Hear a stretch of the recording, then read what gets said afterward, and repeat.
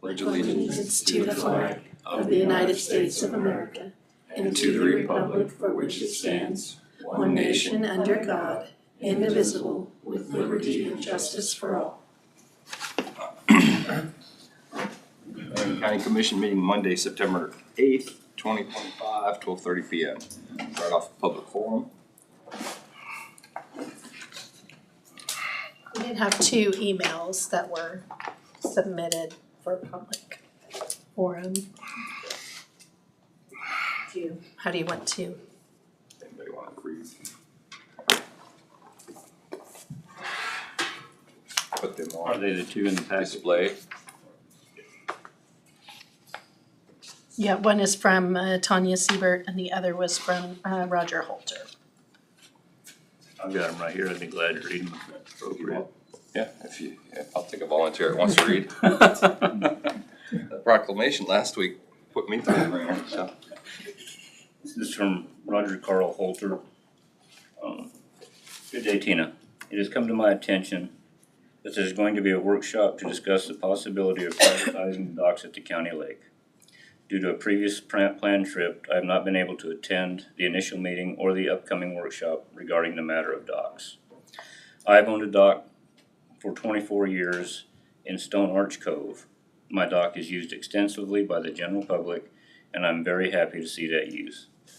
I even expanded my dock a few years ago to include a kayak launch when kayaking became so popular.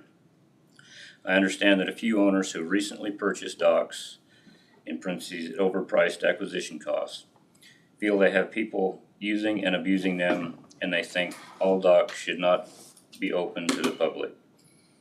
They knew the policy and expectations when they made their purchases. I am strongly opposed to any attempts to make docks exclusively private. It is a public body of water, and the county has made an option since the opening of the lake for individuals to place docks on the lake and share this access with the general public. It has worked well for over 3/4 of a century. I've allowed many people who own boats without access to their own docks use mine for the 24 years that we have owned it. It has been a joy to meet new people at the lake and watch their families make memories on the lake. It is my opinion and belief that the lake is a great economic generator for the area, and changes to the dock policy, or for that matter ordinances about wake boats, would severely damage the current economy of the community. Being a former economic development director and administrator in the area, the taxation from privatization would only be a small fraction of the economic losses that would occur should a change be made in the current dock policy and procedures. We stand to lose revenues on fuel, groceries, lodging, and tourism activities anchored in the draw of our public access lake. Over 25 years ago, we were introduced to Marion County through people that would share stories of their family memories that were created at this county lake. As you can see, you draw people to the community by having public access, never by making it a private environment. Since my travels are preventing me from personally speaking to the commissioners, may I respectfully ask that you share my concerns and recommendations to keep the policies unchanged. It's not about a few people in the here and now wanting their way. It's about the county commission keeping this amazing lake a jewel for family memories and economic stability for many future generations. Sincerely, Roger Holter. You did it within 3 minutes. That's awesome. Yeah, good. I'll try to make this one even shorter because it's not a page and a half. Only 1 page. And this one is from Tanya Siebert. Hello, Tina. Jonah gave me your email address so I could submit some public comments for today's meeting. My comments are in regards to wake boats on the Marion County Lake. One thing I would like the commissioners to consider is the fact that the ballasts on wakeboards cannot be inspected for zebra mussels. That in itself should be the main reason that they need to consider not allowing wake boats on the county lake at all. If zebra mussels were to get into our tiny lake, that would be so very hard to control and get rid of. We are lucky to live so close to the Marion Reservoir. There's more inspections and prevention methods being done at the reservoir things such as zebra mussels. I would request that because of this fact alone, that wake boats not be allowed at all on the county lake. I understand that some people have bought wake boats and would like to use them on the county lake, but we also have to protect our little hidden treasure. Also, considerations need to be taken into the fact that wake boats cause more corrosion, I think she meant erosion, and dock damage. Please take a stand and protect our hidden treasure, the Marion County Lake. Thanks, Tina, Tanya. Any other public comments?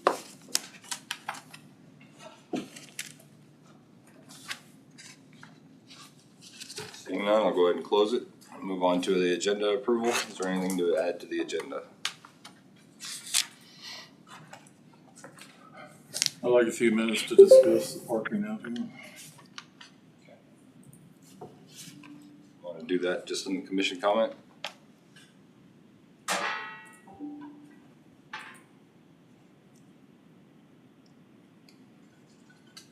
So we'll go with anything else? All right, we'll move forward as the agenda is approved. Ashley. All right, we have the minutes of August 29 and September 2nd. Everybody had a chance to read the minutes? I'll go ahead and make a motion to approve both sets of minutes. Seconded. Motion and a second. All those in favor? Aye. Aye. Aye. 5-0.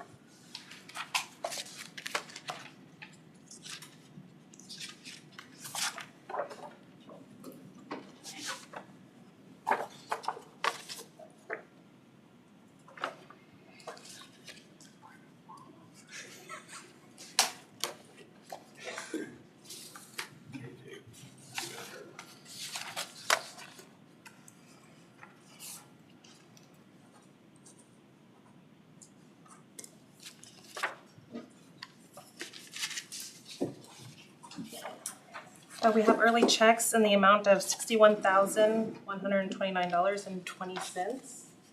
I'm gonna ask if there's any questions with the warrants, but in the general fund, there was what was it? The $1,450, page 1. That's a sane start. So from my understanding, it's when somebody goes and asks for a physical testing done. Okay. Physical. It's a, just to expand a little bit more, it is it's for the county attorney, it's a sexual assault, physical, so it is not something that we have control over. Okay. I just thought it was probably a mental health No. review I or don't know something. if it was an employee thing, if it was insurance being self-insured, I don't, yeah, okay. That's for law enforcement. Any other questions with the warrant? If not, I'll make a motion to approve, early checks in the amount of $61,129.20. I'll second that too. Motion in a second. All those in favor? Aye. Aye. 5-0.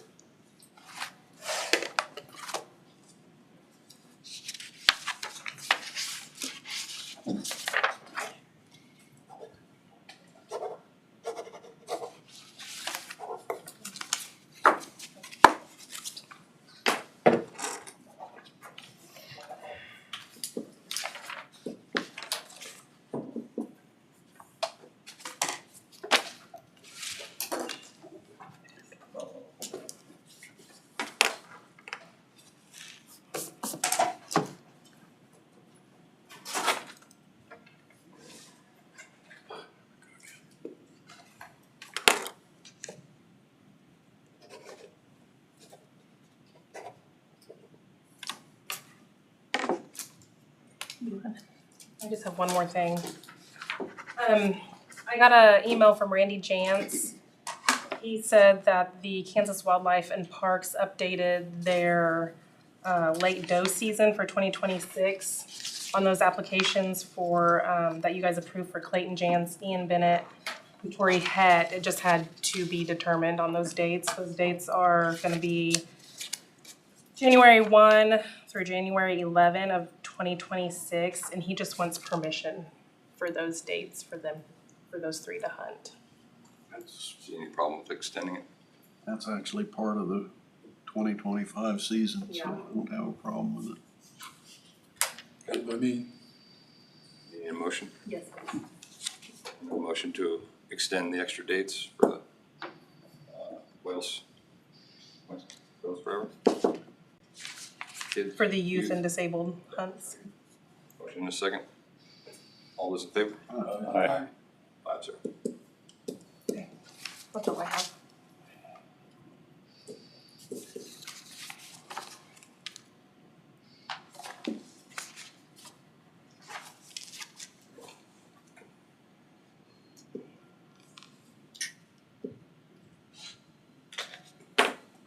I'm gonna do that too.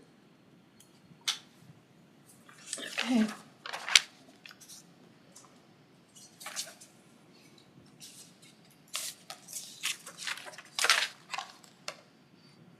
In the packet, you have my report. I also have additional information.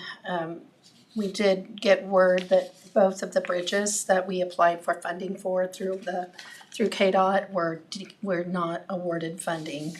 So that would have been for the local bridge improvement program, which was a bridge on Pawnee, about 0.3 of a mile north of 120th. A $1.665 million project. And then we also had applied for a bridge on 280th, approximately a third of a mile west of Eagle, and that total project was about $775,000, and both of those were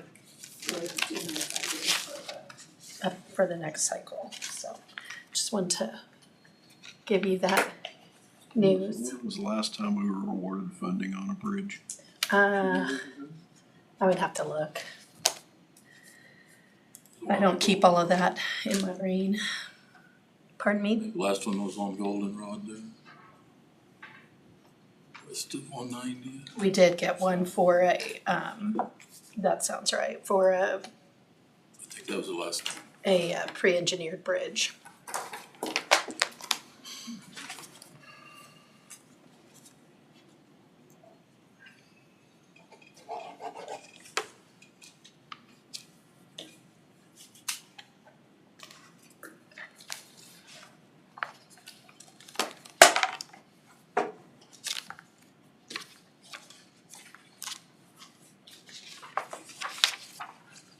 That's all I have on administrative business.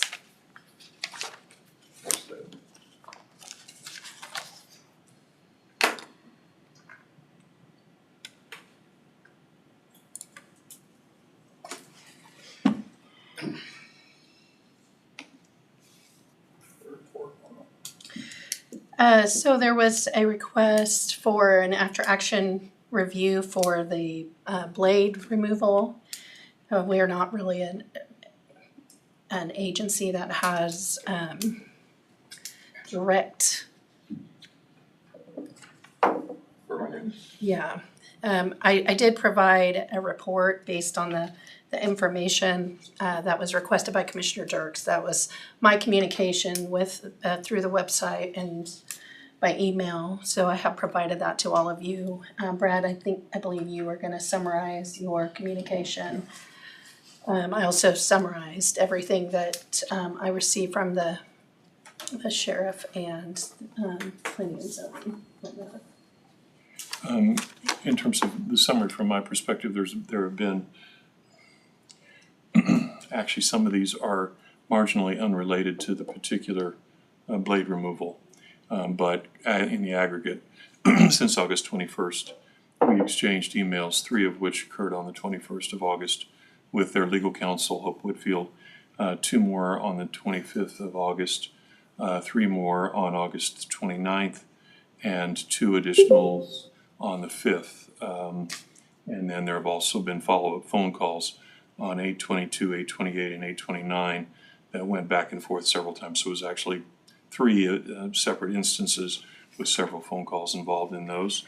The most recent update that I've received from, again, their legal counsel was in response to my inquiry about their coming and going through the circumstances that led to the particular type of blade removal in this instance, which they'd indicated a willingness to do.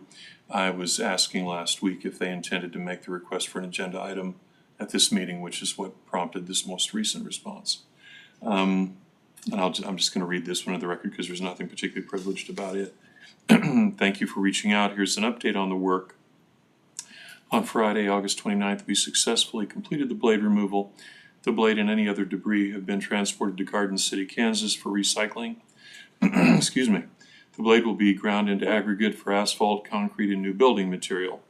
The blade stub remains on the tower at this time, but it will also be sent to Garden City as well once removed. Removal of the stub is a weather-dependent activity that we hope to complete next week, and this is dated the 5th, so Friday. We've started the process of reclaiming the site. We are continuing to carry out this project according to the plan that was shared with the county back in April. KDHE has visited the site to observe post-removal conditions. KDHE has not yet sent the report, but they assured our plant manager that once it's done, it will be available in the public record. We can provide a briefing on the specific removal details in person if needed once the entire process is complete. Therefore, we will not be requesting any time on the agenda for the meeting on Monday, meaning today's date. So that's the most recent response I've gotten from them. Yeah, I guess my concern is, you know, they started this project back in March. I've asked them repeatedly for information. There was some mix up in April with some information that they'd sent that I didn't get, which is totally different than what they did.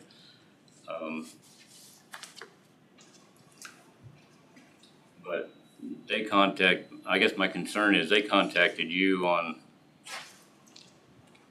the 25th.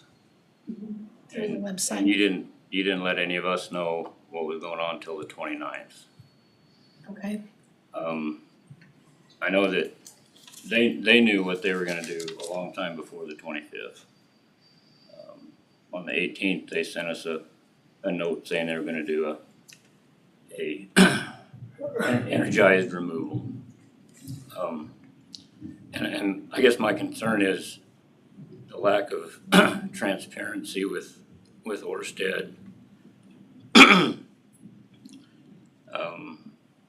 In keeping us in the loop. It's our county, it's not theirs. I think we have a right to know what they're doing. Now, I understand that, that we don't have a blasting policy. I think that's something that we need to look at. I know there's several different types of blasting potential here, whether it be seismic blasting from oil and gas, which is, other than a big muffled boom, there's no real visible after effects. Agricultural blasting, whether it be removal of beaver dams or obstructions that landowners may want to do. My concern with this one, the removal of the blades in this fashion, I think the last thing they said was it's a targeted charge designed to separate the blade, and no dust would be created. But if you look on the photograph, there's huge chunks of smoking embers flying away. I had asked to be on site just to observe. I just want to see what's going on. I think that's a reasonable request, and was ignored in that request. I watched the blade hit the ground, and it appeared to me that it disintegrated until it got to a structurally firm portion of the blade, at which time it tipped over. After that, on Sunday morning, we got from 3 to 6 inches of rain. And I just, don't know how much of that debris actually washed away. And unless they provide us with the amount of material actually delivered to the, I'll call it a repurposing facility, because it's not recycled. They just grind it up and use it for another purpose.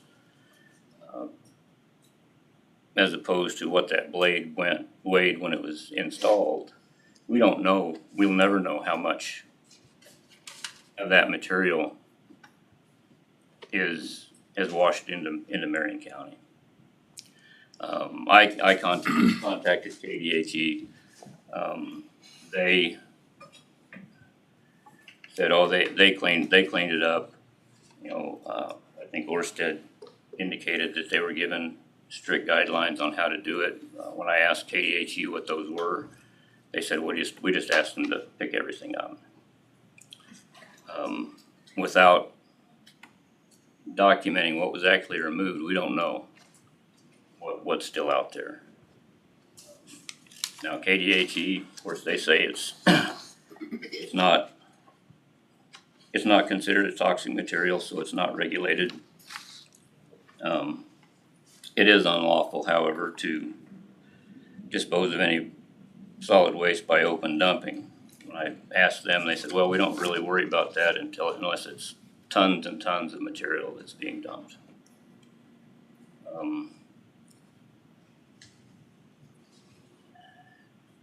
If you look at these blades, they weigh an estimated 50,000 pounds. If they leave 1% of that blade in Marion County, that's 500 pounds per blade. If you look at the 85 turbines in that wind farm with 3 blades each, that's almost 64 tons of material left in Marion County. I'm not sure if I'm the only one that thinks that's an issue, but I think we need to, number one, develop a blasting policy that gives us more notice than 9 o'clock on Friday morning when they blow it up at 6:04 on Friday afternoon, and more control over how these are removed from Marion County.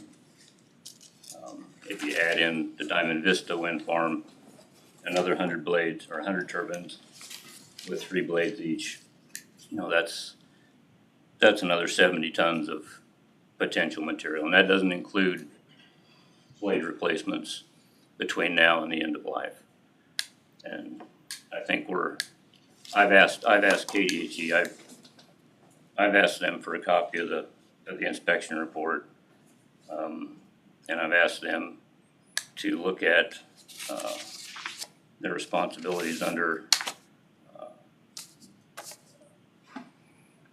the first statute was 65-3407C, but under 65-3411, the state has the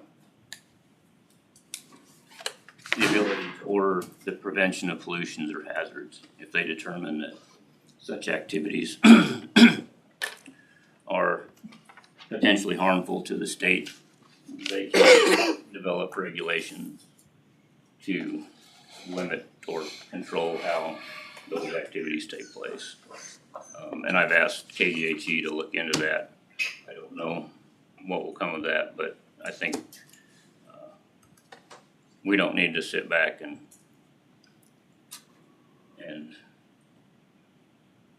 do nothing. And it may not happen in my lifetime or anybody's lifetime here, but eventually all this stuff is gonna have to come down. And if we don't put some guidance in as how we want it taken down, I think we're doing a disservice to Marion County and our future residents. So that's what I wanted to get out of this, is just there needs to be a little bit better communication. I've made no bones since I was elected in January that these issues were my top priority, and to get this information on a Monday and all it would have taken is a text or an email, say, hey, this is what they're doing. I sat out there for 2 hours on Thursday morning and watching what they were doing, I came to the conclusion that, yeah, they're gonna blow this thing up and let it drop to the ground. And it would have saved me 2 hours of my time had I been told that on Monday, a follow-up, either a text or an email from you or from Sharon saying, hey, this is what this is all about. And I guess I would just like to see I would love to see a little more openness from Orsted, but I don't think we're gonna get that. And I'm not gonna hold my breath, but within the county, I think we can do a better job of communicating those things with both us as a board and with the residents at large. Thank you for this summary. You're welcome. Point on going down the water streams and stuff like that. I just saw something today on out in the East Coast where a wind blade come apart. They're still picking up fiberglass shards off the beaches. They had a wind turbine blade come apart off the East Coast, off the Jersey coast, and they had to shut down the beaches for a couple of weeks while they tried to get it cleaned up. And that's a huge economic setback for that area. So I just think that that we as a county need to, the statutes are there. We've got the statute to back up our request to control how these things are taken down. I'm not opposed at all to it. Seeing what a blast permit takes. Well, I'm just wondering, this is a fairly mature industry now that's already had wind turbines decommissioned, I guess, in parts of the country. If there isn't been some study of, those dissecting those blades, what has occurred during that process, as far as particles being released not just the air but the ground. It seems like maybe somebody somewhere, I guess this all started in California, didn't it? There hadn't been some kind of study on decommissioning waste, I guess you would call it. I think the explosives aspect of it, I think that's a relatively new process. I don't think that's happened very much. I've asked KDHE to just this morning. I asked KDHE to look into what's available. This would be easy. All you have to do is ask Orsted, how much did you deliver to the repurposing site, and how much did that blade weigh when it was put on? And that would tell you. It'd get you close. It would get you close. Because, the rest would still be here anyway, whether it degraded in the air or it degraded in the ground. Right. It's still here. And so I've asked KDHE to look into that. I don't know that I'll get anywhere with that, but we as a county, I think it would behoove us to look at some regulations that we can control how this happens in the future. I don't begrudge them trying to fix their turbine. That's not my point. I'm looking at protecting Marion County and the future of Marion County. The initial inquiry about the explosive methodology was exactly as you were assuming, is fairly, I don't know if I want to say new, but rarely used or not used often, is what I was told. And that was part of the reason for the invitation to have them come and explain it. because it was an exception to the rule, I guess is the way I'm gonna put that, my words, not theirs. Based upon the type of damage that particular blade had, this was the accepted approach to getting it taken down or replaced. But the indication that I had is that that isn't something, okay, each and every time we have to replace one, that's how we'll do it, by any means. Beyond that, I haven't gotten further explanation yet, thinking that that would probably occur here. In terms of them coming in and explaining this is why we chose to do it that way and what the circumstances were that led us to make that choice. Their initial plan, April 15th, was to, and they had the crane sitting on site for I don't know how many weeks, was to cut it up in sections, and I mean, they put them up in one piece, they should be able to take them down in one piece. So I just feel that we're doing a disservice to Marion County if we don't do something to ensure that we're protecting the county. So you want a permit for dynamite for anybody that uses that dynamite? We should at least have it. I mean, you're gonna I have concerned public if it just happens without. Law quarry uses it every day. How many rock quarries do we have in Marion County? Come on. They come and go. Just look into it.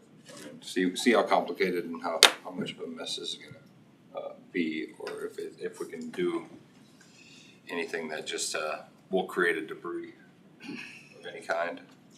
If you're blasting rock, maybe you're not creating debris. We are a little bit.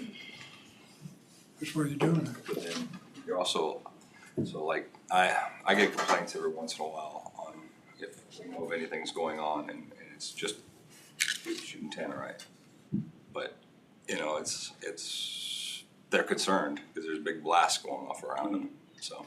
I mean, I was a half mile away and the concussion shook my truck from that blast. And so I know that there are neighbors there that are wondering, you know, what's going on.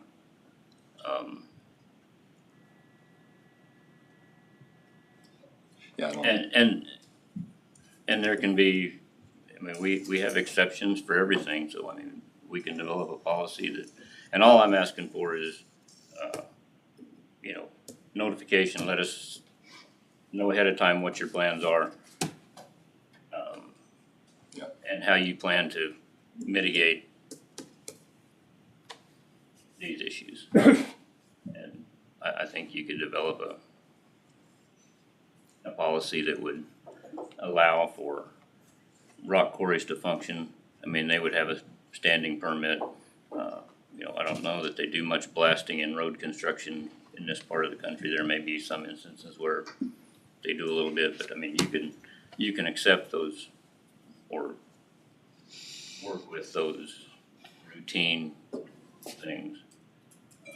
But when it comes to blowing up buildings or, I mean, then, you know, the video I showed you last week of the blowing up the whole tower, that's pretty scary. As far as what the potential is for, but. Anybody opposed to at least looking into what a blast permit policy would look like for us? Just getting too much government regulation.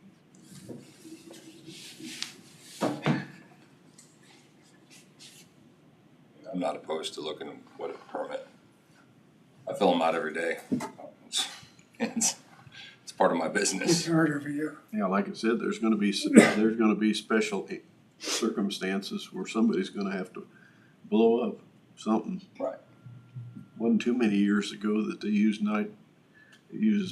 nitrogen fertilizer to blow trees out of pastures. I used to I say, mean, it's not something that's readily available anymore, but it's still around. used to do the same thing for telephone poles. Yeah. To get them set. I mean, ammonium nitrate and fuel oil is a widely used, widely accepted explosive, and it's used, maybe not around here, but it's used quite often in agricultural purposes. And it's regulated by the state and the federal government, and so the people doing that are used to abiding with regulations, so one extra layer is, basically a notification of, what you're planning to do in our county. It's not a, anyway.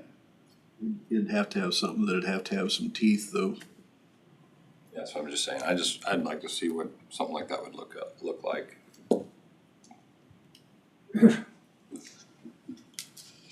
So. Quiet over there. Wait a few minutes. Alright. Over trees. So we're already past 1 o'clock, so cool. Everybody good on this topic, we move forward. So, juror fees. Come on up here, sit down in that softer chair. Well, thank you all, and good afternoon. My name is Ben Sexton. I'm the Chief Judge in the 8th Judicial District. I'm here all alone today. I usually bring a posse with me, but I'm going to go this alone. You must have good news. Well, You got bad news, you gotta bring that posse with you. it's not bad news. It's not good news. 2006 was the last time they messed with the jury fees, and it's located in KSA 43-171. And the juror fees are not set by me, they're set by you folks. You Board of County Commissioners has the authority to set the juror fees. And right now, it's a minimum of $10 to a maximum of $50 plus mileage.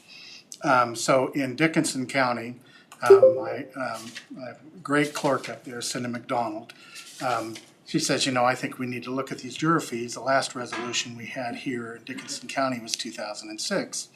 And what that said is that each juror gets $10 a day, the minimum to come in. But if you serve on the third day, it's bumped up to $25 a day for the third day and every day thereafter. And so I said, that's fine, we'll go in. So we went into the county commissioners and we looked at Saline County, and I think Saline County is more than 25. I think they get pretty close to 50. Riley County's 20. Gary County was $10 a day across the board with no bump up on the third day. And so the county commissioners looked at it and they said, okay, here's what we're going to do. If you come in, so if the prospective jurors come in, let's say you have 100, all those jurors are going to get $10 a day. If a juror is chosen to serve, and so you're looking at, on a felony case, anywhere from 12 to 14 jurors, depending on if you have alternates. On a misdemeanor, 6 jurors. We're going to go from the not just $10, but they're going to start getting $25 a day for every day served. So I thought, if we're going to do it here, I need to give respect to every county. So I went to Gary County next, and Gary County didn't go up to $25, but I think they have indicated that they're going to, and this won't take effect until January 1st, their resolution is going to be $20 a day. So if you come in and you're a prospective juror, you're going to get $10 for showing up.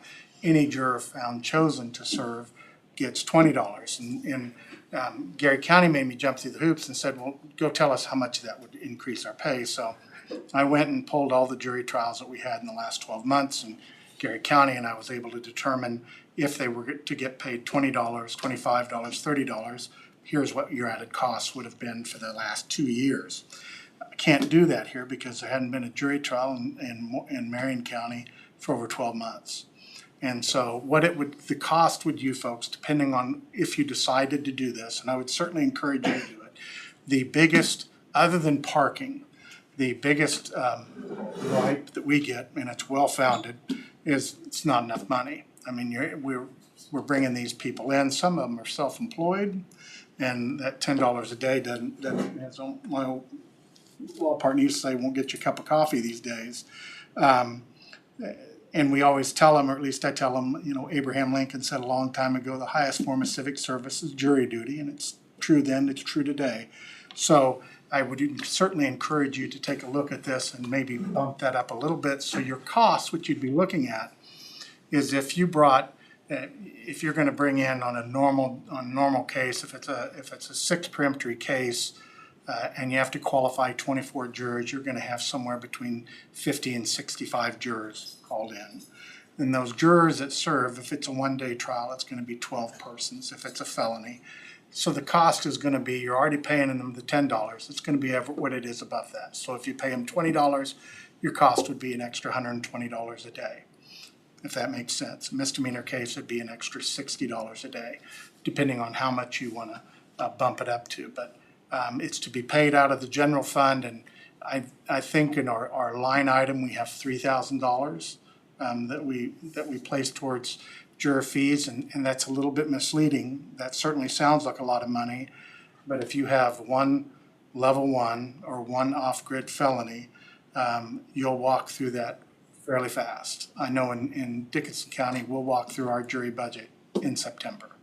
We've just had a tremendous amount of jury trials, which is what prompted my clerk to take a look at it. So I want to give you the same respect as I'm giving the other counties, so I'm here today saying maybe it's time we take a look at the juror fees and maybe compensate them a little bit better, lending us their time and talents.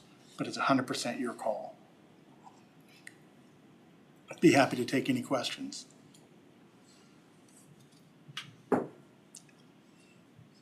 Through the selection process, you're looking at about $650 to select them per day. And then you're looking at $240 per day. If it's a level 1 or off-grid felony, and we have had those down here, you're probably looking at $1,000 to bring them all in, because you're looking at you're going to qualify 36, and Mr. Jantz knows what I'm talking about. So you're going to qualify 36, plus you're probably going to have a couple alternates, so now that 36 turns into 42. So you're probably going to bring in 100 jurors just to make sure that you have enough to qualify. But on a normal case, anywhere from a level 10 felony to a level 6, you're talking about that $650 to bring them in. And then after that, you're only talking about the 12 that serves. Mm-hmm.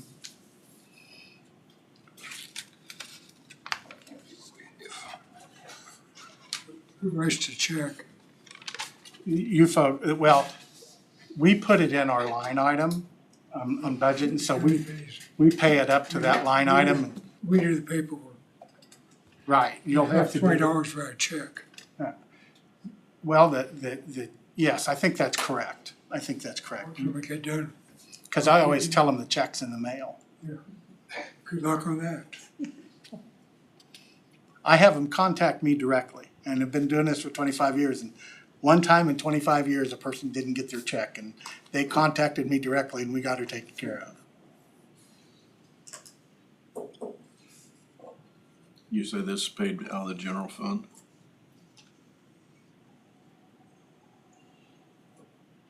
Already set the budget for this year. I wish you'd come in 3 months ago. Yeah, and we've talked about that, and and I get that, and I wish we would have too.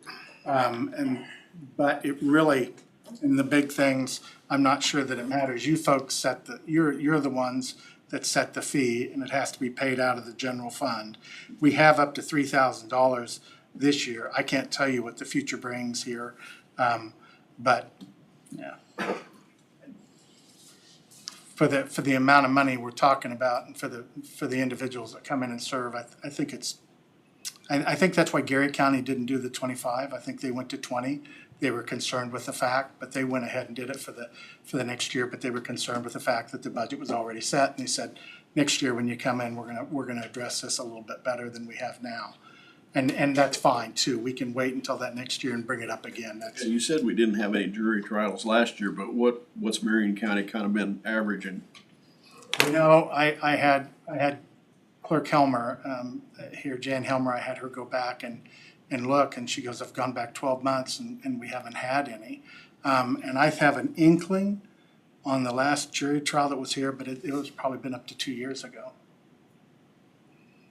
So it's not like we're doing a dozen a year or one month or whatever. Now, it just kind of all depends on where you are, because I am doing over a dozen a year in Dickinson County for some reason.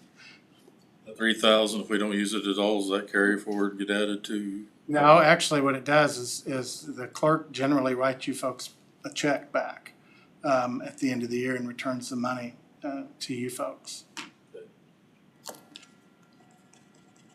And we're trying to figure out enough ways to spend that money, but there's only so much. They threatened me with an inch of life 4 times to go serve on the jury duty when I've got $1 million feedlot. And that's a great point to bring up. The judge has the ability, and I get those letters all the time about people that are self-proprietors or things along those lines. There is a hardship in there that a person can ask the judge, listen, I would like you to consider me for a hardship, and you know. But on the other hand, I have. Wife just said, well, I'll take my chances, and it was settled, but then didn't have to go in. Right. Get you off the hook for another 6 months. I know my wife just got notice in federal court, and federal court pays $50 a day, and they're a little bit less understanding. One of my friends was on that federal case in Wichita for 2.5, 3 months. Which is quite draining on his insurance business. I think the longest jury trial I had go was 6 weeks. I was bringing in those individuals every day for 6 weeks in a row and getting $10 a day was then, you know, I felt bad for them, obviously. But I did bring, for just your perusal, and I'll hand it to Mr. Jantz, the proposed resolution to, if and when you folks do discuss it, I'm not asking you certainly to make a decision today, just maybe put it on and take a look at it. And I did bring the statute, the 43-171, that you can certainly review. And if you have any questions, I'd be happy to, but I think it's important that I give everybody the proper respect. And so I've been to, they call it my jury, Lollapalooza tour. I've been to Gary and Dickinson and Marion. I'll end up in Morris tomorrow. But I thank you very much for your time and consideration, guys. You're very welcome. Anything further? Thank you for saying that. Appreciate it. Have a good day, guys.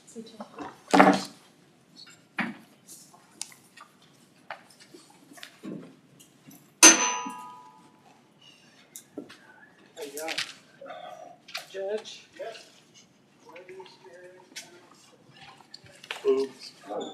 Next. Anything in open? No. No. Move that we recess into executive session in order to discuss job performance of a specific individual pursuant to KSA 75-4319B. Item number 1 for personal matters of non-elected personnel with the board, Tina and Brad and Mickey present for 10 minutes until 1:27, with open session resumed back in commission chambers following the closed session. Second by Kent. All those in favor? Aye. 5-0.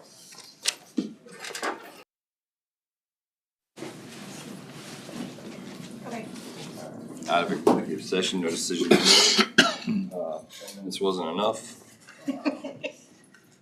I'm sorry. I move that we recess into executive session in order to discuss job performance and of a specific individual pursuant to KSA 75-4319B. Item number 1 for personal matters of non-elected personnel with the board, Tina, Brad, and Mickey present for 15 minutes.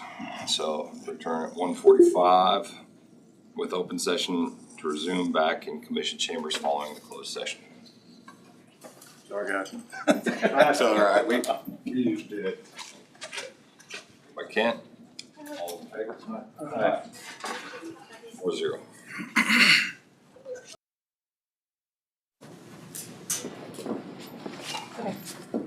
All right. Out of executive session, no decisions made.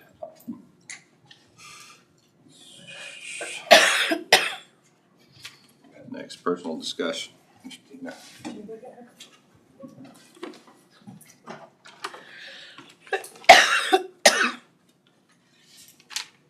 She's right out here. She is. Tina.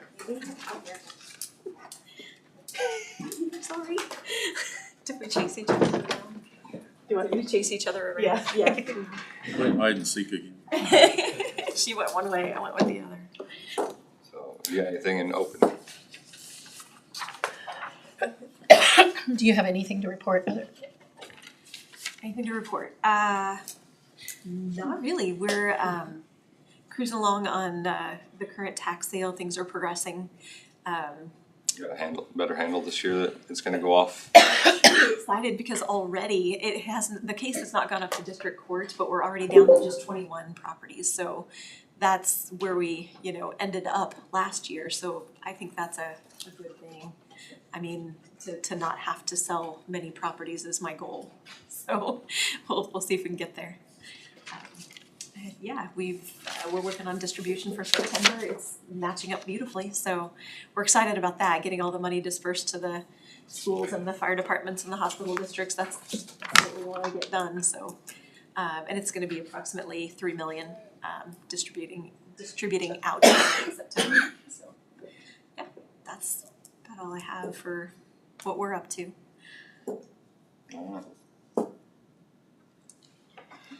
All right, I move that we recess into executive session in order to discuss job performance of a specific individual pursuant to KSA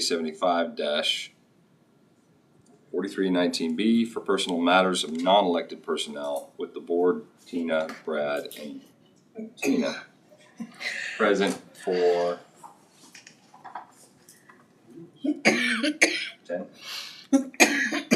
10 minutes until 2 o'clock. With open session to resume back in commission chambers following the closed session. Kent, all those in favor? Aye. 5-0.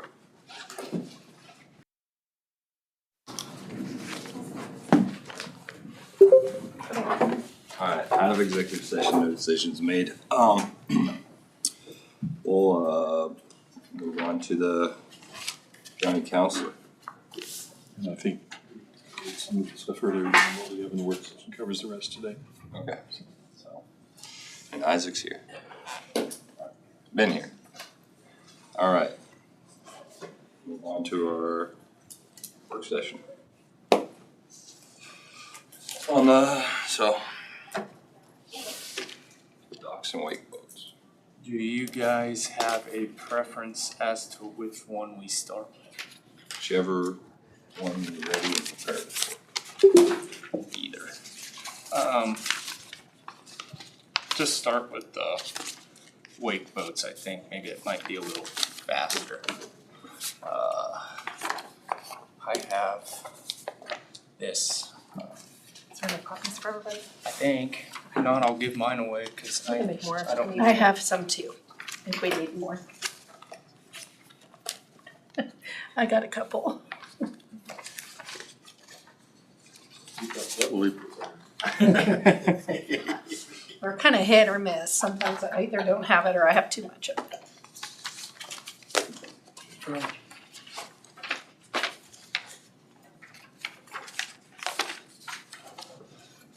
So I'll just kind of, with everything that's been going on and all the comments and concerns and everything out there at the lake with these boats, kind of what I have here is on the front page is just a list of both things that I've heard personally out at the lake, which a couple of these are mainly the issues that I hear, along with the stuff that some of the states within the country are using, I guess, to maybe limit or ban wake boats from the lake. The out at the county lake, the biggest ones that we have are the potentially dangerous water conditions where people in smaller vessels or swimmers or people that are sitting on docks, fishing on docks when these boats go by, have issues with them just because of the waves they create. You know, the comment that they damage the docks, erode the shorelines. That's probably the biggest complaint we have at the lake. You know, the habitat damage, the erosion, the sediment disturbance at the bottom of the lake. It's hard to say what's actually going on out there from our point of view. I mean, we haven't done any research out there or anything like that. You look at some of these other states that have invested time to research that stuff, you know, they do say that there is some concern there. I'm not gonna say that it's causing the blue-green algae or anything like that, because I don't think that's the case. We were third in the state to have the alert or awareness, right? Correct? Say that We again. were third in the state, last time. first lake To have the algae mats. to have notice of blue-green algae. So, doesn't, I mean, we weren't the first lake, right? No. Okay. To have blue-green algae This year. this year? No, we were not the first lake to have it. Like those algal mats, those ones that's new this year, we were third. I don't know if that's what you're. That's what, I knew we were third or something and we weren't the Those are first. and that's the algal mats, which is a brand new thing that the state has. They said that they've been around for a while, they believe. They never knew that they were a type of cyanobacteria until this year. So now, and like they said, I think there's already been 3 more places put on that list. He said there's about to be a bunch more. They just didn't know what it was until this year. Yeah, I guess with the wake boats, I mean, it is a very common thing that we get at her office there. Enough complaints, I think, that have come in that it's at least worth looking at possibly addressing. Kind of on the back page there, I think at this point you have 3 options. Option 1 is to just leave it as it is. You know, we can try to push the owners of these boats to try to understand what's happening from other people's perspective, other lake users' perspectives, and hope that maybe that knocks down on some of the issues that we do have out there with them. The second option would be to still let these boat owners utilize their boats on the lake, but with restrictions. You know, what those restrictions are, I think, could be worked out. A lot of lakes have, Council Grove City Lake had the same issue, and what they did is they have a secondary buoy into the middle of the lake that says these boats can't go outside of the secondary buoy. Our problem is I just don't see that being a plausible solution with the size of our lake.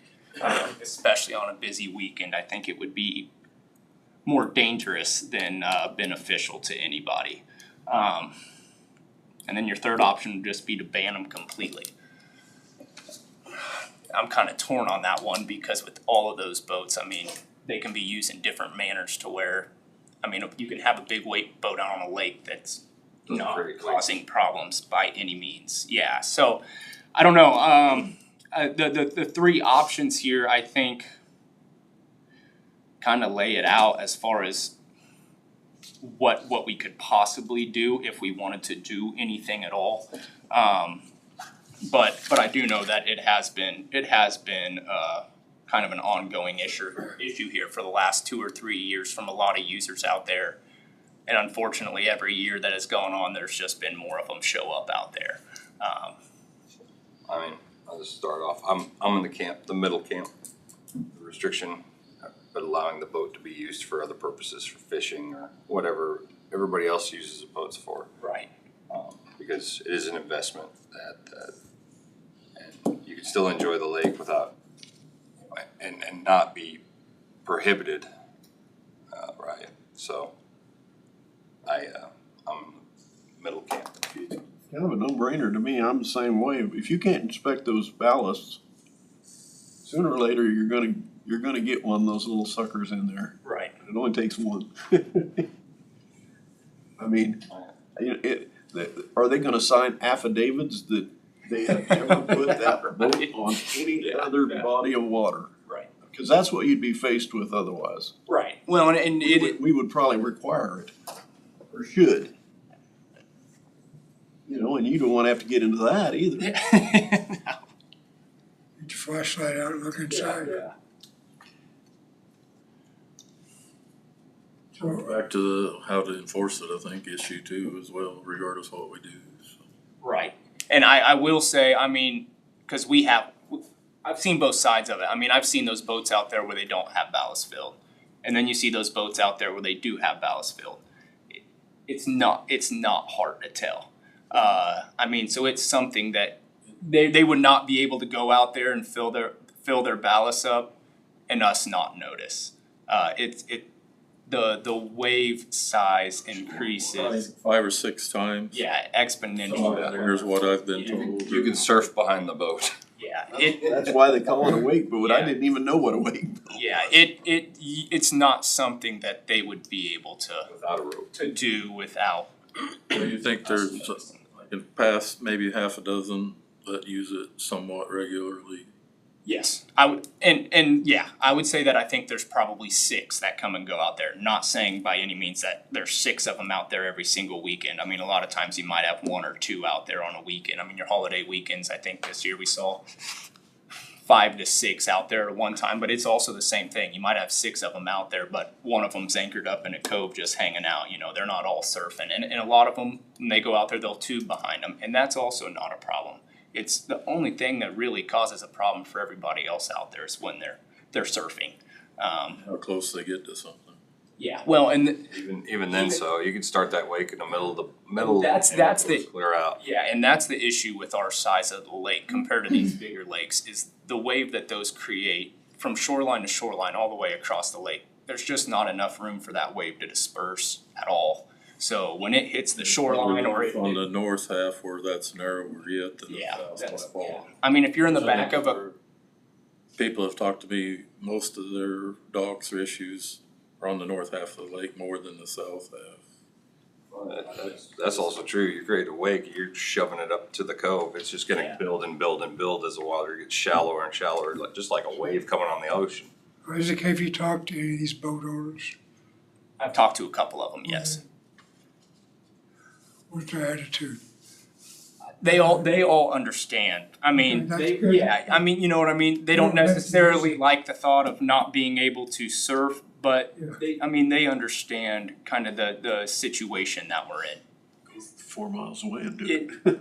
Yeah, I mean, to be honest, it's been a nobody likes them except the people that have them. Yeah, You know, and the people that use them or go out on them, I mean, they are nice. And there are some of those boat owners that if it's busy, they might put on, but they won't do it because they know that if they do, that it's probably gonna cause problems. Or they'll put it on and they'll just putt around or cruise around or whatever, just so they don't have to mess with it. I mean, yeah, they're aware, very aware of what's being said and what's going on out there, yeah. My thought next is if we have one that continues to make this issue, can we ban that one in particular?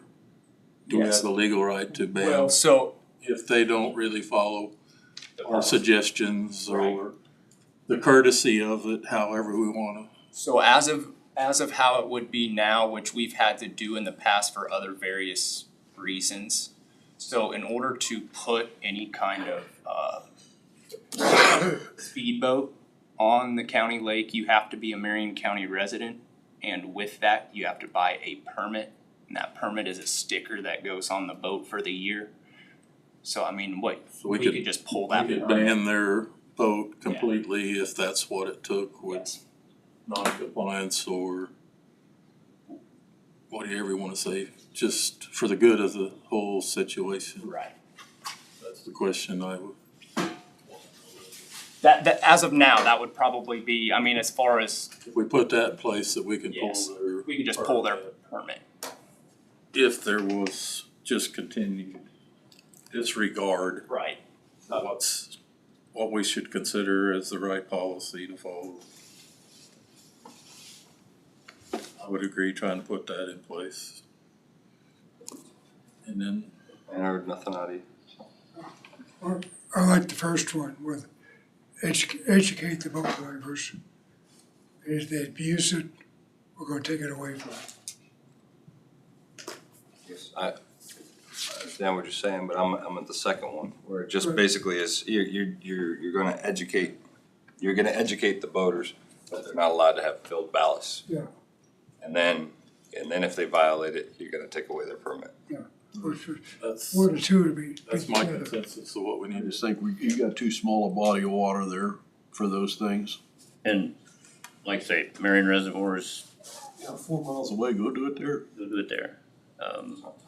I'm definitely not in favor of banning them completely, because if somebody will respectfully use it and fish off of They it, use their boat for anything else, just don't fill the tanks. okay. So we would need some sort of regulation for them to pass, to be able to enforce, correct? Got enough information to, I think so. If I'm understanding correctly, the ballast element of this wouldn't be usable, but the vessel could be for any other purpose on the water. We can do that. I would recommend that somewhere in the regulation that those boats with ballast filled are prohibited from creating a lake. And How does that work when they do water skiing and stuff? They Well, create a little wake, don't they? if they don't have their ballast filled, then and you said you can tell the difference between a wake and a ballasted wake. We have to have a definition of what the difference is. Is that, I mean, to me, that seems like a plausible, they could have their boat, if their ballasts are full, they don't wanna dump their ballast, they can't make a wake. I just don't understand why they keep their ballast full. I'd just be asking to break your trailer, isn't it? Yeah, Well, I mean, most of them will not move out off of a lake with them full. I mean, I guess, I don't know for a fact that none of them ever have, but it is. It would be a lot of weight. Yeah, it's a lot of extra weight, a lot of extra fuel. they discharge it all before they load it out. That's no, well, and I mean, some of them keep those boats on the lake, you know, all summer, whatever the case is. But yeah, I mean, before they pull off, if they do fill them up, they normally empty those out, yes. To me, it only makes sense. Or you put a triple axle trailer on the thing. Yeah, right.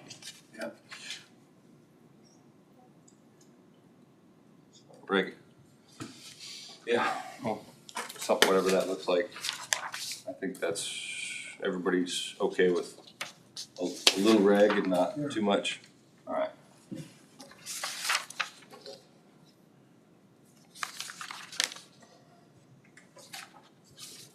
Non-compliance can hold the permit. It has some teeth. That's enough teeth for me. That's enough teeth for me. If I gotta buy a $50,000 boat and I can't use it, that's enough. I don't even know what they go for. I'm sure I'm low. I think you're low. A lot of them, 80 and 90. I got I'll buy 40 or an 80.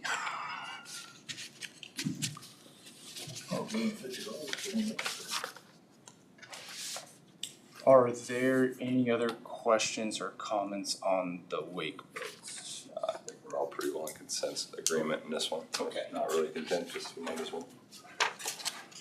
Okay, then we will move on to the dock conversation.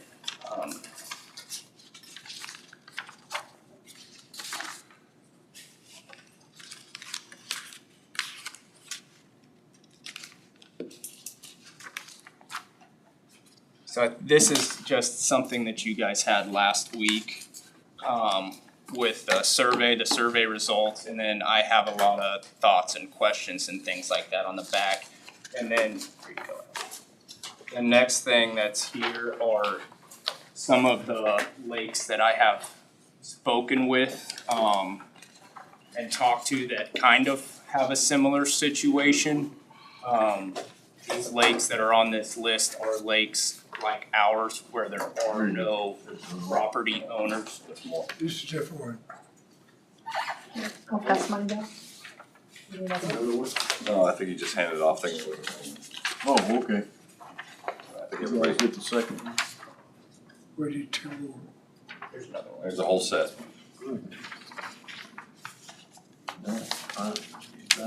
Somebody needs I need this. Okay.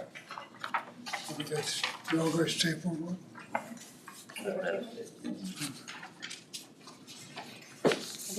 No, fine. There's one.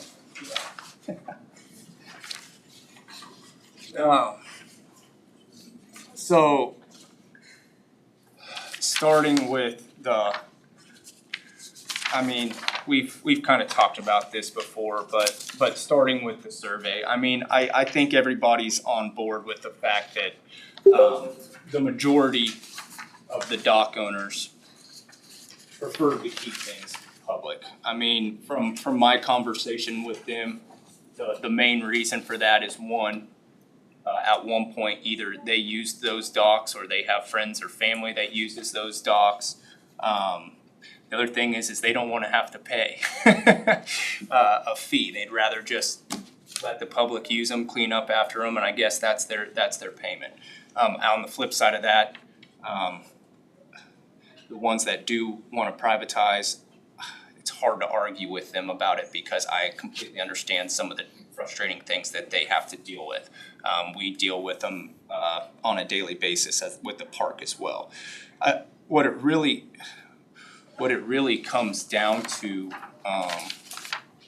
I think, is what the county wants the lake to kind of be like in the future over the next 5 years. Because there's a good chance if you give dock owners a privatized, Commissioner, you made the comment last time that you either want to see them all privatized or you want to see them all stay public.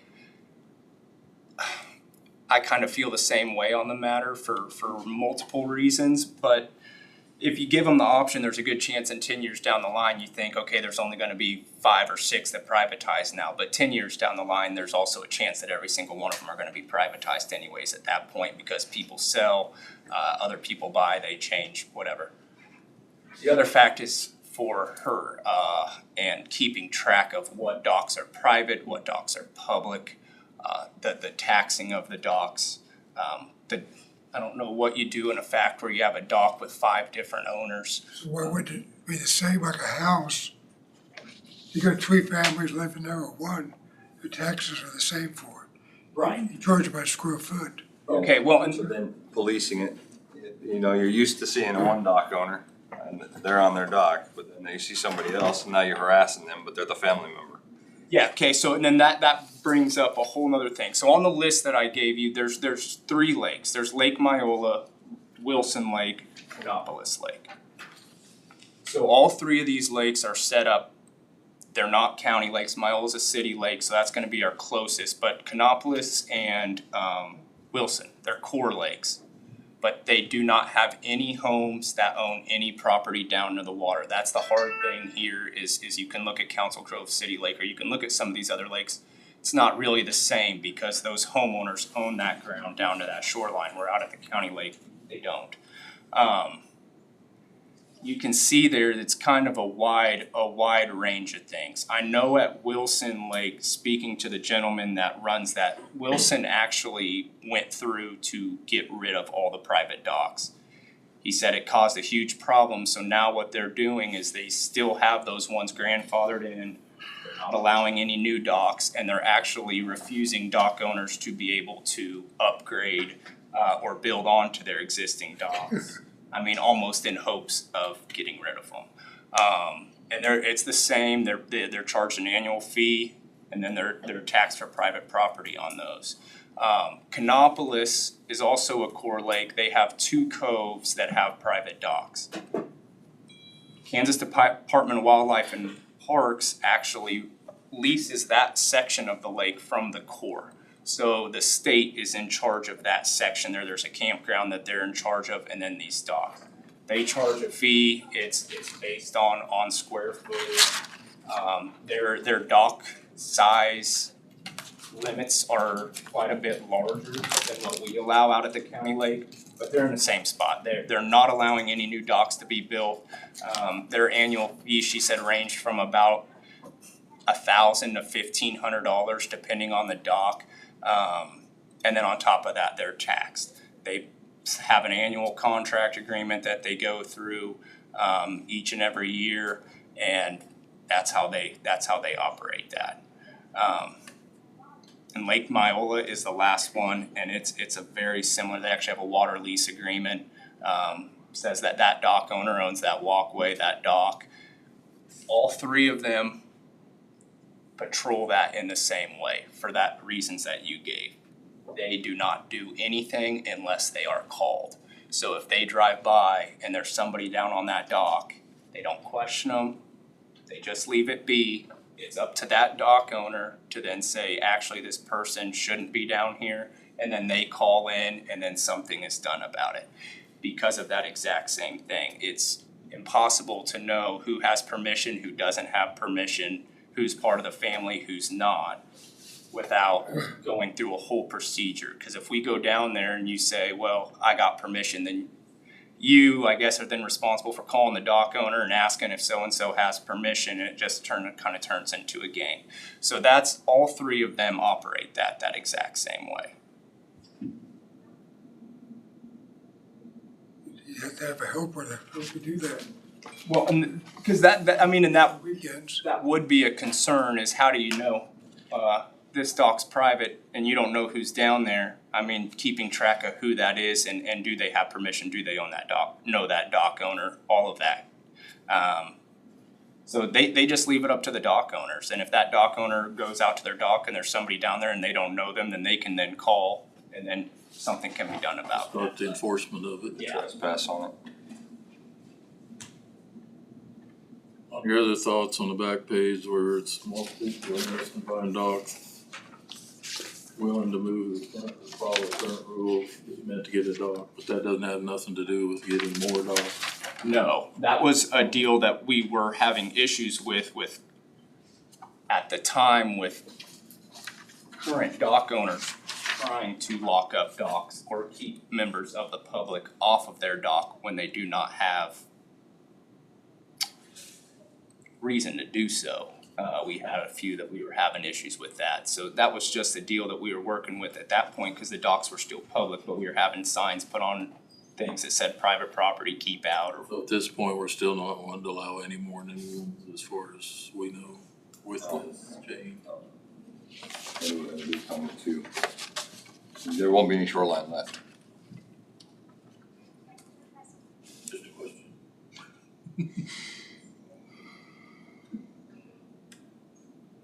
I mean, it's not just my call, Mike, but for me, I'm just saying for me, no. You feel, Just making sure I understand that list.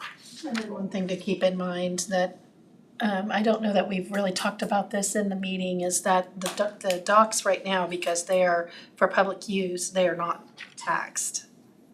So the property, the people that own them they don't have to pay personal property tax on them because they are for public use. And so that's probably one of the things that was within, when it was established, that was one of the perks, I suppose, of owning your dock. What kind of a tax rate would be applied to a dock that I guess you would appraise Their assessment, 20,000 or 10,000 or what? so, actually use the Canes dock. They have an upper deck and it's a 10 by 12. And this is estimated year built, would be about $1,400. Value, the dock, is 24 by 20, the value would be, $21,190. At the 30% assessment rate, you're looking at about $916 a year. Just tax, not lease, just the taxation on it alone. they privatize it. But then you have a base fee too. Then you could, the county could add a lease fee if they wanted to on top of the taxation. And that is how all three of those lakes that I have on that is how they do that. There is a lease fee, an annual lease fee, that is completely separate from the tax fee. So they pay an annual lease fee and then they pay taxes, which was separate. Requirement of insurance as well. Correct. We were told at the other meeting that Wabaunsee County Lake allows them. So what do they get? Wabaunsee, all of Wabaunsee and Morris County are taxed plus a lease fee also. Those docks do run with the property line though. So the owner of the land actually owns The dock runs with the property. So there's property running up to the lake on that county Yes. lake. You gotta walk on their property to get to their dock. So you use square foot, how big the dock is. What? Every dock could be a different tax. Yes, I would assume we would go with their year built based on, when they redeck them as well. When they redo the floats and decking on them. Which, I mean, that's gonna be, guessing some of those is probably gonna, I mean, some of them will probably have an estimated year built because I don't know. I think Isaac has a way of tracking some of that, but I don't know how far back all the records go. And then bringing that to mind, that's another thing that would be difficult to track if you're not gonna do all or nothing. If you're gonna allow some to privatize, then the taxation piece is also something that, My thought too would be is if you give them the option when they buy or sell, how many will say that they'll allow public for no taxation and then lock or privatize. And I don't know how Isaac or our office would have the time to really watch that. Do you have to be a Marion County resident to have a dock? You had to be at one time. Yeah, so, and there's not, I think we're down to like maybe 2 docks that, Out of county. out of county, that owned a house at the lake or something in town at one point and then they moved, but they moved their dock. And they still, both of those instances, they still use it. They'll come out and fish or hang out for the day, but they do not reside within the county. So I think we need to have a policy that they can no longer grandfather these couples. Yeah. I'm not saying that, but you can't keep the dock and move away from Marion. It'd be like Roger, he's got a house out there, so could he legally, Yes, now there, Weaver Newton still use his house oh, that I he, think so, 'cause, well, and that's what I was gonna say, there's a ton of dock owners that don't live in Marion County, but own property in Marion. But they pay property tax Yeah, somewhere Yes, in Marion County. yes, they have a house out at the lake, yeah, they just don't live there. I'm not saying you have to be a resident, I'm saying you gotta own some property Yeah. here. Some of them are farmers. Yeah, I do. Okay. I'm not Section. okay? Just making sure. Just to keep it short and sweet,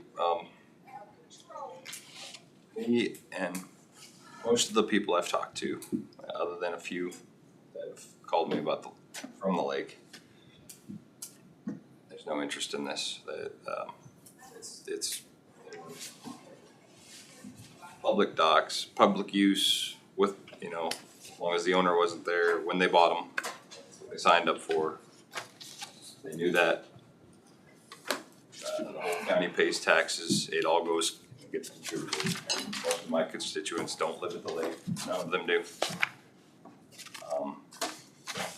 I can tell you right now, I'm not in favor of changing anything as far as the docks.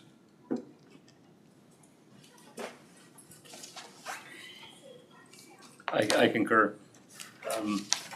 They bought the dock with the understanding that it was a public dock. I hate that we live in a time where people don't respect other people's property, but,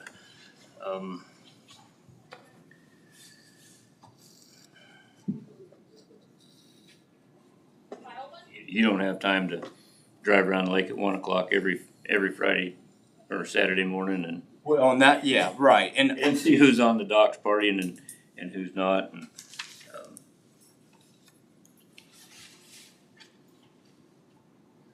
I think at this point that most people would be happy if we could figure out a way to generate enough revenue out there to have an enforcement officer. Because if we'd had an enforcement officer that actually worked those hours of the night, we got 2 sheriff's officers for the whole county in those hours. It ain't gonna happen. right, and I will say one of those officers has been working with us pretty closely, at least towards the end of But I this. mean, that can change tomorrow. Yes, right. But if we could figure out a way to generate more revenue out there, because it's a community. You've got communities around the state that are that size or smaller that have a police officer. I mean, Kansas Fish, Wildlife and Parks, they have seasonal law enforcement people all across the state working at state park. What happens if the dock owners get together and fund Constable. a constable or fund a temporary position during the summertime to do just that? For every resident out there. Not just the dock owners, I mean, every resident out there. That's an option to increase the enforcement at a cost to those who are requesting it and not those that don't go to the county lake. I mean, it's something to consider. I mean, you look at how many people are out there in the summertime on a weekend? If you've got, say, 300 out there normally, you're doubled almost, aren't you? Every weekend? Yeah. You're talking about a town that would have a full-time policeman.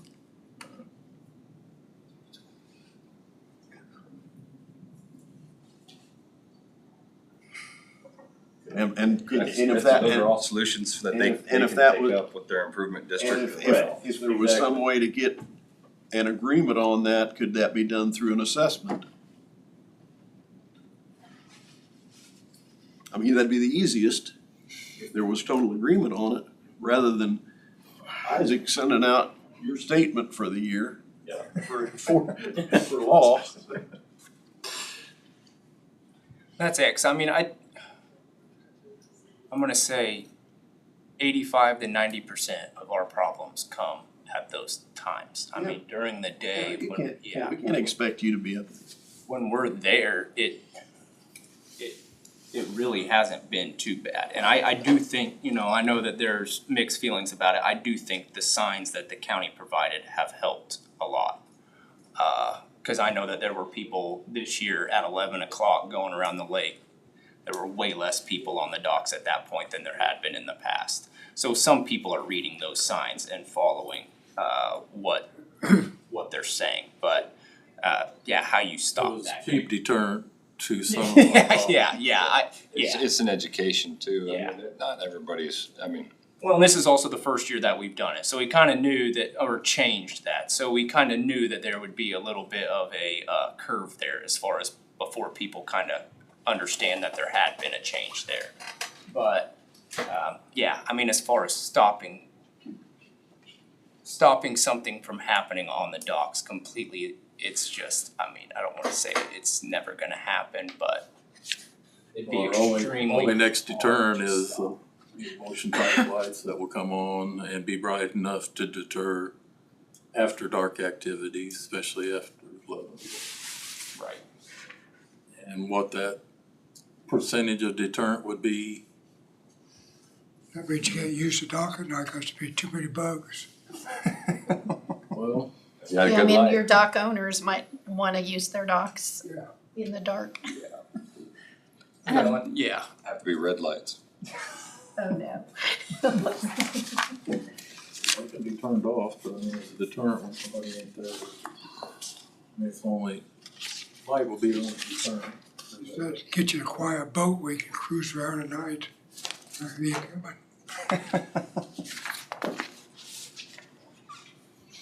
It looks to me like even a $200 assessment per house out there would pay for law enforcement. Good luck on For the that. summer. That's up to them. I mean, yeah, I mean, that, to me, that, They won't be Not us. anything out there. I mean, if they could come to some kind of an agreement on that, pretty cheap insurance. Yeah. Okay, no taxes out there, okay?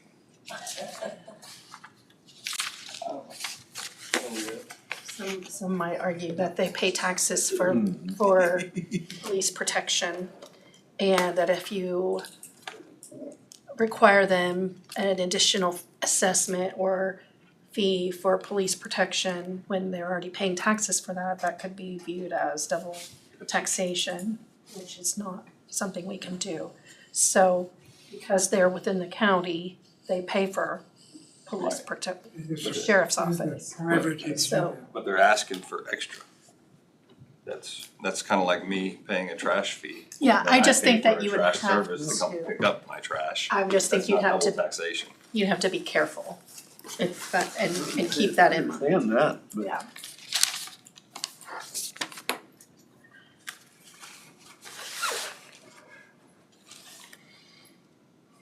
Are you looking for any other consensus? Because, I'm not looking for anything. I already said my piece. I think they know what they bought when they bought it. If they don't like it, they can sell it. I know plenty of people that are willing to buy it. So, and not worry about making them private. They would buy them today probably. do you hand out like any piece of paper with the dock rules on it when people come into the office for permits and things like that? We don't hand anything out, but like the signs that we got for dock owners, we have one right up in the office this year. Just cause it was a new thing, but we don't, I mean, I don't have anything that we have handed out this year, no. Okay. Do we print that in the next late edition paper or whatever? Yes.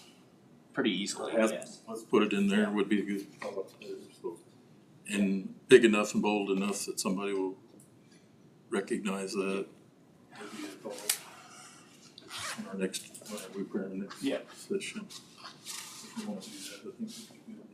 What troubles do we cause? To emphasize that. And if there's an issue on the wake If boat, we don't do anything, it won't cause any trouble. there is a will, Right. it'd be a good idea. Except for the dealing with the ballast on those boats. Yeah, that's not a problem. If anybody's looking through it or something, would see that. it's just either on or off. If you think that's an idea we ought to explore. Anything else? Figure out how to get the green algae to never come back. You invent the system that gets rid of it, you'd never work again. You'd never work again. Oh, yeah. Your kids and your grandkids would never work again. So, alrighty. Unless you got something else, Isaac, I think, I did not, unless you guys had any other questions or anything that you wanna discuss. thing, Well, the last thing was that you talked about that compliance officer without, really not tied to law enforcement. Can we do that, or are you willing to do that?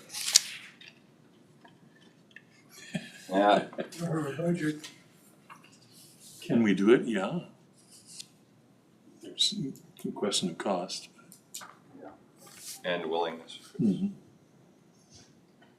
Not currently part of his job detail, I don't think. So we'll be revising that somewhat. so we only got one more activity for the year. Yes, our chili cook-off, And That was the end of the And we- back of yes. the packet. and we were done. Well, yeah, done With with events. events for the year. those, Yeah, not done, but yeah, that will be our last event. this weekend, Yes.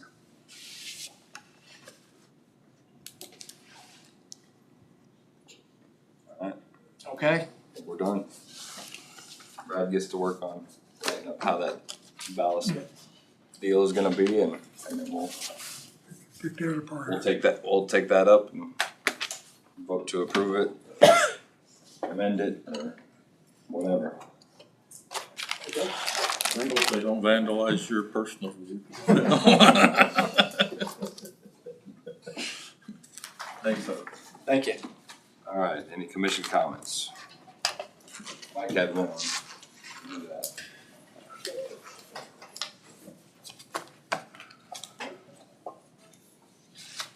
Back to the parking out here outside the courthouse on the east side of the sidewalk. Even off that picture, you can tell the 25-foot east to west measurement. And if you take the width, I mean, it's basically 2.5 times that part that's already there. So my guesstimation, there's less than 2,000 square feet, even if we cover that, what's left that's in green. Any of our local contractors will do this project for $9 to $10 a square foot. So even if it's the full 2,000, it's 18,000. Possibly we get by with 50 feet, which is 1,250 square feet. Without putting an exact measurement, that's 11,209 or 11,250. I don't think we need any other engineering or anything other than to let a contractor bid that $9 or $10 a foot, have them do the project. They are more than capable of doing that for less than 20, way less than 20,000, and maybe only less than 12,000. I would donate my last 4 months' pay, if it's after taxes, or before taxes is $7,200, after taxes about $5,700 towards that project. Anybody wants to join that? I know how handicapped I've been off and on for the last 8.5 years. How important parking right here at the courthouse is to me yet to this day, and will be in the future. I've brought it up off and on for the last almost 4 years. Haven't gotten anywhere with it yet. It's a project that is more than dear to my heart and ambition. And like I said, I'm willing to give up my next 4 months' salary to put towards that. That's my contribution as a commissioner to this project. Just comments. We're not taking votes on this.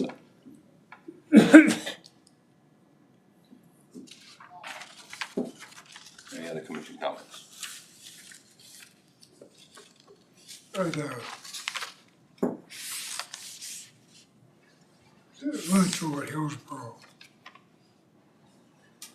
the senior center. Hillsborough? I think it's in Marion. Marion is over. October 16th. What's it, Marion? I believe so, yes. We pay when we go in, or If you wanna go, then we need to do an RSVP and we can collect your $7. We just need to know that you are gonna go and, next week? no, it's in October. October, okay. I think it's on my, October 16th. Not the annual meeting? yes, that's the annual I meeting. usually go to that. I've already told them to go. Okay, so, We might have to put out a notice that there'll be more. Yeah, we can. of us. what about you two? Are you thinking that you might wanna attend that? Are you planning to, or is that something that's not gonna work with your schedule this time? The chairman usually has to Pretty speak. exciting. So you wanna get a little bit closer. You Okay. bailed out last year, so I had to do it. Yeah. So I wasn't chairman last Example, year. this week, I'm not correct on Friday. And just regular meeting.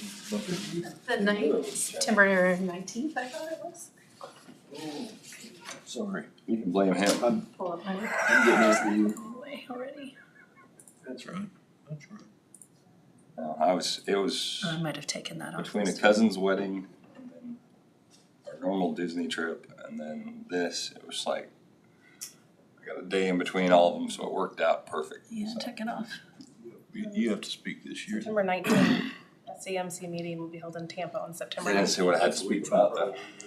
It's gotta last at least 10 minutes. Yeah, Turn that page They off. told me. I can tell you all about That's Ohm's right. law and everything else. Still going to I'll some. fall asleep before they eat. When I can.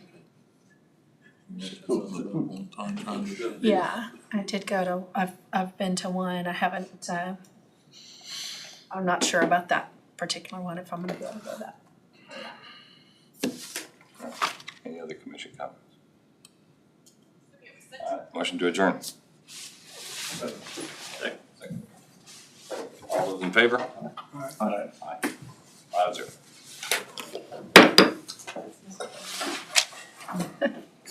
That